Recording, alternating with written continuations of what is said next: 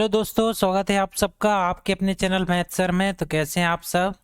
चलिए आज हम इक्विलेटरल ट्रायंगल या हिंदी में बोला जाता है समबाहु त्रिभुज, इसके बारे में आज हम डिटेल में पढ़ने वाले हैं।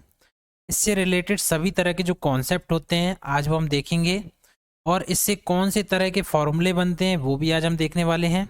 और एग्ज़ाम में इससे कौन कौन से तरह के क्वेश्चन पूछे जा सकते हैं वो सभी टाइप आज हम कवर करेंगे। ठीक है, तो आज हम इक्विलेटरल ट्रायंगल का बेसिक से लेके पूरा एडवांस तक का समझेंगे।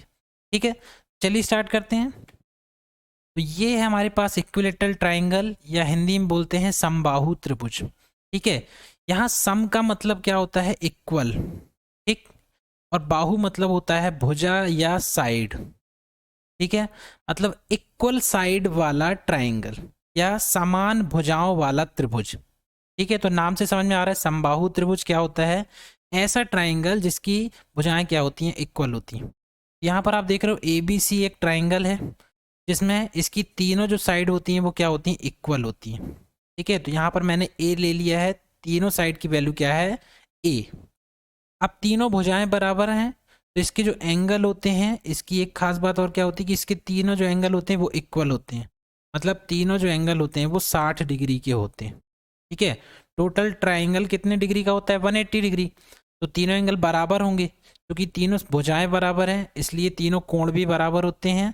और ये तीनों कितने डिग्री के होते हैं? 60 डिग्री के। ठीक है, अब क्या होता है अगर ये इक्विलेटरल ट्राइंगल है तो इसकी एक खास बात और होती है। ठीक है, वो क्या खास बात होती है? सबसे पहले आप ट्राइंगल की प्रॉपर्टीज के बारे में जान लो। जैसे देखिए, एक ट्राइंगल है ये। ठीक है, ये ट्राइंगल बना हुआ है, इसमें मैंने क्या बना दी? इसकी मीडियंस बना दी। ठीक है, माध्यिकाएं बना दी। तो ये एक ट्राइंगल है, मान लो इसको तो नाम दे दें A B C. A B C एक ट्राइंगल है, मैंने क्या बना दी? एक ए डी मीडियन, एक बी ई मीडियन और एक सी एफ मीडियन। ठीक है, माध्यिकाएं बना दी। मीडियन क्या करती है? सामने वाली जो साइड होती है उसको क्या आती है? इक्वल डिवाइड करती है। ठीक है, तो यहाँ इक्वल डिवाइड, यहाँ भी इक्वल, यहाँ भी इक्वल। वैसे ये इसको भी इक्वल डिवाइड करेगी, इसको भी इक्वल डिवाइड करेगी। ठीक है, तो यहाँ पर जो सेंटर पॉइंट मिलता है इसको हम बोलते हैं, माध्यिकाओं का जो सेंटर पॉइंट मिलता है उसको बोलते हैं केंद्रक या सेंट्रॉइड बोलते हैं। ठीक है, अब वैसे ही क्या होता है अगर आप किसी ट्राइंगल की क्या खींच दो? ऑल्टीट्यूड खींच दो, शीर्ष लंब, मतलब शीर्ष से खींचा गया लंब। ठीक है, जो यहाँ पर 90 डिग्री बनाता है, वैसे यहाँ से खींचोगे तो ये भी 90, ये भी 90। ठीक, तो इसका सेंटर पॉइंट क्या मिलता है हमको? लंब केंद्र, उसे क्या बोलते हैं? Ortho centre. ठीक है, अब किसी ट्राइंगल का मान लो आपने क्या खींच दी? एंगल बाइसेक्टर, कोणार्धक खींच दी, मतलब कोण को आधा करने वाला, डिवाइड करने वाला, ऐसी लाइन आपने बना दी। तो आपने ये इसको, इस एंगल को डिवाइड करने वाली बी को फिर सी को, ये लाइन आपने खींची है, ये इसको इक्वल डिवाइड करेगी। ठीक है, ये इसको इक्वल डिवाइड करेगी। तो इनका जो सेंटर पॉइंट मिलता है हमें उसे बोलते हैं हम इन सेंटर। ठीक है, और चौथा होता है लास्ट, वो होता है सरकम सेंटर या परिकेंद्र। जब हम क्या करते हैं, इसके वर्टेक्स से हम क्या खींचते हैं? ऐसी लाइन खींचते हैं जो इस पर परपेंडिकुलर भी हो और इसको इक्वली बाइसेक्ट भी करती हो। ये इक्वली बाइसेक्ट कर रही है और परपेंडिकुलर भी है, इसको बोलते हैं परपेंडिकुलर बाइसेक्टर, लंब समद्विभाजक। तो जो हमें सेंटर पॉइंट यहाँ पर मिलता है वो क्या कहलाता है? सरकम सेंटर कहलाता है, परिकेंद्र। ठीक है, अब ये चार तरह की क्या होती हैं? ये माध्यिका, शीर्षलंब, कोणार्धक और लंब समद्विभाजक, चार तरह की ये प्रॉपर्टीज हो गई। और इनसे चार तरह के सेंटर भी बन रहे हैं अलग अलग। ठीक है, तो आप ये समझो कि इक्विलेटरल ट्राइंगल जो होता है, इक्विलेटरल ट्राइंगल, मान लो ये इक्विलेटरल ट्राइंगल है ए बी सी, तो इसमें आप चाहे माध्यिका खींचो, चाहे शीर्षलंब खींचो, चाहे कोणार्धक खींचो, चाहे लंब समद्विभाजक खींचो, ठीक है, वो सब क्या होते हैं? इक्वल होते हैं। ठीक है, आगे समझ में? सब क्या होंगे इसमें? इसकी ये विशेषता है कि सब क्या होते हैं? इक्वल होते हैं। मतलब आपने एडी बना दिया, मतलब ये चारों का ही काम करेगा एडी। ये चार तरह की जो मैंने भुजाएं बताई ये चारों का ही काम करेगा। वैसे बीई भी चारों तरह का काम, वैसे सी एफ भी चारों तरह का काम। और इनका जो आपको सेंटर पॉइंट मिलेगा ये भी एक केंद्रक नहीं है। कितने प्रकार का केंद्रक बनाएगा? चार प्रकार का केंद्रक। ठीक है, मतलब चारों जो केंद्रक होंगे वो यहीं पर होंगे, सेम पोजीशन पर। मतलब केंद्रक भी यही मिलेगा, लंब केंद्र भी मिलेगा, अंतः केंद्र भी मिलेगा और परिकेंद्र भी मिलेगा। ठीक है, और अगर आपने AD खींचा है तो ये क्या है, इसकी माध्यिका भी होगी, शीर्ष लंब भी होगा, गुणार्धक भी होगा और लंब समद्विभाजक भी होगा। ठीक है, आगे समझ में, मतलब ये चारों तरह के केंद्रक भी इसके कॉमन होते हैं और चारों तरह की इसकी साइड भी कॉमन होती है। ठीक, और इसी को आप इस ट्राइंगल की क्या बोल सकते हो, ऊंचाई भी बोल सकते हो। क्लियर है, आगे समझ में। तो समबाहु त्रिभुज की ये खास बात होती है। अब आगे देखते हैं समबाहु त्रिभुज में कुछ देखिए फॉर्मूले चलते हैं, वो फॉर्मूले आपको पता होना चाहिए क्योंकि एग्जाम में इसी सवाल आते हैं। ठीक है, ये हमारे पास ट्राइंगल है एक ABC, इसकी साइड अगर A दी हुई है आपको, तो आप पेरीमीटर अगर निकालना चाहो, परिमाप कितना होगा, तो उसका फॉर्मूला क्या होता है 3 × A। ठीक है, अगर इसका क्षेत्रफल निकालना चाहो, क्षेत्रफल मतलब ये अंदर का स्पेस ये वाला, वो कितना होता है √3A² / 4। ऊंचाई निकालना चाहो, ऊंचाई क्या हो जाएगी, ए से आपको ये ज्वाइन कराना है यहाँ पर पॉइंट D, ये इसकी हाइट हो जाएगी, ये इसकी माध्यिका हो जाएगी, यही शीर्ष लंब, चाहे जो आपको बोलना हो। ठीक है, तो हाइट ही क्या होती है, इसकी माध्यिका होती है शीर्ष लंब, लंब समद्विभाजक या कोणार्धक। ठीक है, तो ये सब इक्वल होते हैं। तो ऊंचाई अगर निकालना है h की वैल्यू तो क्या होती है √3a/2। अब क्या आता है, इसको मैं मिटा देता हूँ। नेक्स्ट आता है इनर रेडियस, अंतः त्रिज्या। अब अंतः त्रिज्या का क्या मतलब है कि अगर इस ट्राइंगल के अंदर आपने क्या किया, एक सर्कल बना दिया ऐसे। ठीक है, अगर इसका सेंटर पॉइंट ये है तो इसकी रेडियस r की वैल्यू कितनी आएगी इन टर्म्स ऑफ a, तो इसको बोलते हैं अंतः त्रिज्या। वो क्या होती है a/2√3। ठीक है, a के फॉर्म में। अब फिर आती है सरकम रेडियस, मतलब बाह्य त्रिज्या। तो बाह्य त्रिज्या क्या होती है, इसी सेंटर पॉइंट से आपने ये रेडियस ले ली। ठीक, तो मैं कैपिटल R दे देता हूँ, मैंने स्मॉल r दिया तो इसको कैपिटल R। तो इसी रेडियस का, ये कैपिटल R रेडियस का आपने क्या किया, एक सर्कल बना दिया जो इस ट्राइंगल के तीनों वर्टेक्स से होकर जाता है।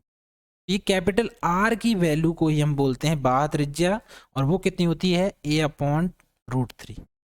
ठीक है, स्मॉल r क्या होता है, देखो a/2√3, कैपिटल R क्या होता है a/√3। अच्छा, यहाँ से आप एक नया फॉर्मूला भी बना सकते हो, जैसे स्मॉल r बराबर ये दिया है a/2√3, तो खाली a/√3 की वैल्यू क्या रख सकते हो, देखो आप r रख सकते हो, यहाँ क्या रख दोगे आप r/2। मतलब स्मॉल r की जो वैल्यू होती है वो कैपिटल R की क्या होती है, हाफ होती है। ठीक है, मतलब अंतः त्रिज्या जो होती है बाह्य त्रिज्या का आधा होती है। या फिर कैपिटल R बराबर क्या लिख सकते हो 2 × R, मतलब बाह्य त्रिज्या क्या होती है, अंतः त्रिज्या की डबल होती है। क्लियर है, अब इन्हीं फॉर्मूले पर आधारित कुछ सवाल हैं वो हम देख लेते हैं। एक कॉन्सेप्ट और है, ये कॉन्सेप्ट छूट रहा था, चलो ये भी देख लेते हैं। अगर इक्विलेटरल ट्राइंगल दिया है समबाहु त्रिभुज, ठीक है, उसके किसी पॉइंट P, ठीक है, हम कोई पता नहीं कहाँ पर है, कोई भी पॉइंट आप P ले सकते हो। इससे मैंने क्या किया, इसकी साइड पर एक परपेंडिकुलर ड्रॉ कर दिया, तो ये हो गया परपेंडिकुलर H1। ये ड्रॉ किया है, इसको नाम दे देता हूँ H2, और ये ड्रॉ किया है, इसको नाम दे देता हूँ H3। ठीक है, तो इन तीनों का जो सम होता है H1 + H2 + H3, ये क्या होता है, इस ट्राइंगल की हाइट के क्या होता है, इक्वल होता है। ठीक है, ये समबाहु त्रिभुज की विशेषता है। और हाइट कैसे निकालोगे आप, ए से आप ड्रॉ करोगे सामने वाली लाइन पर एक परपेंडिकुलर ई, तो AD क्या हो जाएगी, यही माध्यिका हो जाएगी और यही उसकी हाइट हो जाएगी। ठीक है, इसकी वैल्यू कितनी होती है √3a/2 ये होती है। ठीक है, तो ये परपेंडिकुलर जो ड्रॉ किया आपने H1 + H2 + H3, ये किसके बराबर होते हैं, हाइट के बराबर, और हाइट की वैल्यू √3/2 × a। क्लियर है, अब हमारे पास ये सवाल आ गया, किसी समबाहु त्रिभुज की एक भुजा दी है 4√3 सेंटीमीटर, तो हमें ये पांचों वैल्यू निकालना है। सबसे पहले परिमाप निकालोगे, पेरीमीटर क्या हो जाता है 3 × a, तो क्या हो जाएगी वैल्यू 3 × 4√3, कितना जाएगा 12√3 सेंटीमीटर। ठीक है, अब ऊंचाई क्या होती है, इसकी ऊंचाई h बराबर क्या होता है √3/2 × a। ए की वैल्यू आपको दी गई है √3/2 इंटू ए क्या है 4√3, 2 से 2 कैंसिल हो गया, 3 दूनी कितना हो जाएगा 6 सेंटीमीटर इसकी हाइट हो जाएगी। अब आपको क्या निकालना है, एरिया। एरिया कैसे निकालते हैं, √3/2 × a², तो √3/2, सॉरी √3/2 नहीं, √3/4 × a² मतलब 4√3 का स्क्वायर, 4√3 हम 2 बार लिख देंगे। ठीक है, 4 से कैंसिल हो गया। ठीक, अब ये हो जाएगा 4√3 इंटू √3 3 हो जाएगा, 4×3 = 12, ये हो जाएगा √12√3 और यूनिट आ जाएगी सेंटीमीटर स्क्वायर में। अंतः त्रिज्या क्या होती है, inner radius small r equal to होता है a/2√3। ठीक है, तो a की वैल्यू हमें क्या दी है, 4√3/2√3। ठीक, √3 से √3 कट गया तो 2 से काटोगे 2 बार कट जाएगा, 2 सेंटीमीटर। अब कैपिटल R निकालने के लिए आपको अगर a/√3 ये फॉर्मूला, चलो ये लगा लेते पहले। a/√3 मतलब 4√3/√3, √3 से √3 कट गया, कितना आ गया, 4 सेंटीमीटर। ठीक, तो एक तरीका तो ये हो गया, और दूसरा तरीका क्या होता है, स्मॉल आर की वैल्यू अगर आपको दी है तो कैपिटल आर बराबर क्या होता है, 2 इंटू स्मॉल आर। ठीक है, तो 2 इंटू 2 भी कर सकते हो तो भी आपका आंसर 4 आ जाएगा। ठीक, ये भी किस में आएगा, सेंटीमीटर में। क्लियर है। चलिए अगला सवाल, किसी समबाहु त्रिभुज के अंदर किसी बिंदु से तीनों भुजाओं पर डाले गए लंब की लंबाई 7, 8 एंड 9 सेंटीमीटर है, तो त्रिभुज की बताना है ऊंचाई, भुजा और क्षेत्रफल। ये वही h1 प्लस h2, ये हमारे पास वैल्यू दी है h1 plus h2 plus h3, ये वैल्यू दी है। ठीक है, ये किसके बराबर होता है, h के बराबर। हम उसी को h के बराबर अगर करेंगे तो 7 प्लस 8 प्लस 9 कितना जाएगा, h बराबर कितना आ गया, 9 8 17 और 7 24 सेंट। ठीक है, तो ऊंचाई हमारे पास आ गई। अब भुजा निकालना है तो h की वैल्यू क्या होती है, √3/2 इंटू ए। ठीक है, ये 24 के बराबर। ए की वैल्यू चाहिए आपको, तो हम क्या करेंगे, ये हो जाएगा 24 इंटू 2 और अपॉन में √3। ठीक है, इसका रैशनलाइजेशन कर दो, √3/√3। ठीक है, कितना हो जाएगा, नीचे हो जाएगा 3, है ना, ये 24 गुणे 2√3, 3 से काट दो 8 बार, तो कितना जाएगा, 16√3। साइड की वैल्यू कितनी मिल गई, 16√3। अब इसका एरिया चाहिए, सो एरिया बराबर क्या होता है, √3/4 इंटू ए स्क्वायर। ठीक है, सो √3/4 और ए की वैल्यू 16√3 है, तो ये 16√3 दो बार आ जाएगा, है ना, स्क्वायर का मतलब 4 से ये 4 बार कट गया। ठीक है, 16 चौके 64 और √3 इंटू √3 इंटू 3 और ये हो जाएगा √3, ये वाला 3 चौके 12, एक बचा, 3 चौके 18 और 1 19, तो 192√3 सेंटीमीटर स्क्वायर। ठीक है, एरिया हमेशा स्क्वायर में आता है, ये आ गया। क्लियर है। चलिए अगला सवाल, किसी समबाहु त्रिभुज की माध्यिका 4√3 सेंटीमीटर है, तो इस त्रिभुज का परिमाप व क्षेत्रफल कितना होगा। अब माध्यिका मैंने बताया आपको, माध्यिका ले लो चाहे हाइट ले लो, उसकी कितनी दी है, 4√3। ठीक है, अब हाइट क्या होती है, या माध्यिका सब इक्वल होती हैं, तो √3/2 इंटू ए, ये क्या होती है, इसकी हाइट होती है ना, तो ये हो गया 4√3। ठीक है, ए की वैल्यू चाहिए आपको, ये कैंसिल हो जाएगा, ए बराबर कितना आ जाएगा, 8 सेंटीमीटर। परिमाप चाहिए है, तो परिमाप क्या होता है, 3 इंटू ए, पैरामीटर बराबर 3 इंटू ए, मतलब 3 इंटू 8 कितना आ गया, 24 सेंटीमीटर आ गया परिमाप। अब एरिया निकालना है, सो एरिया बराबर कितना आएगा, √3/4 इंटू ए स्क्वायर। ठीक है, सो √3/4 इंटू ए स्क्वायर मतलब 8 गुणित 8, 4 से कट गया 4 दूनी 8, तो कितना आ गया, 16√3, ये आ गया सेंटीमीटर स्क्वायर में। ठीक है, इतना ही आएगा। चलिए अगला सवाल, किसी समबाहु त्रिभुज की आंतरिक त्रिज्या दी है 2√3 सेंटीमीटर, तो इस त्रिभुज का परिमाप और क्षेत्रफल बताना है। अब हमें स्मॉल r बराबर दिया है 2√3, ठीक है, सेंटीमीटर में। सबसे पहले a फाइंड करोगे आप, तो अंतर त्रिज्या बराबर क्या होता है, a/2√3, यही होता है, और ये वैल्यू दी है 2√3 सेंटीमीटर।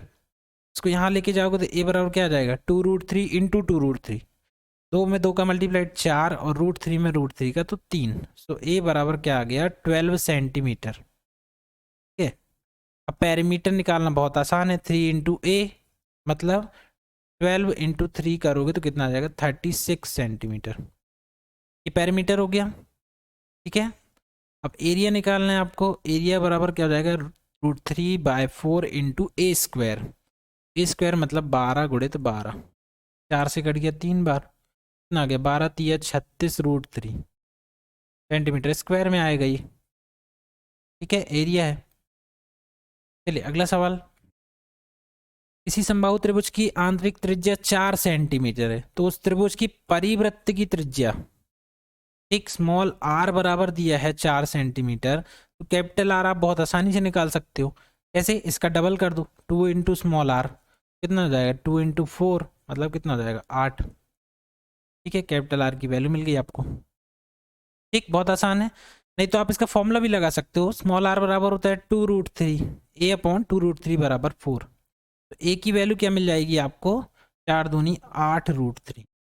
ठीक है, अब कैपिटल आर क्या होता है, ये होता है ए अपॉन √3, है ना। तो ए अपॉन √3 मतलब 8√3 कैंसिल हो गया, तो भी आपको आर मिलेगा 8 सेंटीमीटर।